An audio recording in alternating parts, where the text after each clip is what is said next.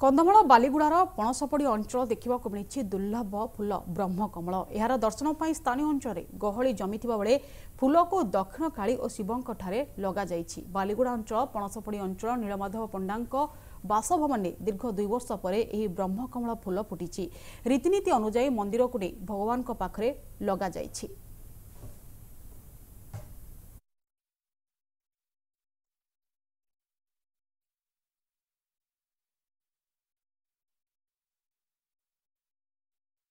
ମୁଁ बहुत खुशी होची। ब्रह्मकमल होची जो कमल ब्रह्मा विराजमान करते ताकू ब्रह्मकमल कहुए। ये फूलटा होची बहुत धला फूल एवं ये तो बहुत कम क्वचित फुटे। जो काली राति फुटी ब्रह्मकमल 2टी फुटी आम बारी में मैं सकाल आनिक शिव को काली को देती मु बहुत खुशी होची। ब्रह्मा ताकू जिते सृष्टि कर शिव पूजा विष्णु पूजा सबुथ व्यवहार करा जाय परिबो। भक्त मैंने बहुत श्रद्धा सहित आनिक न ठाकुर को समर्पण करती।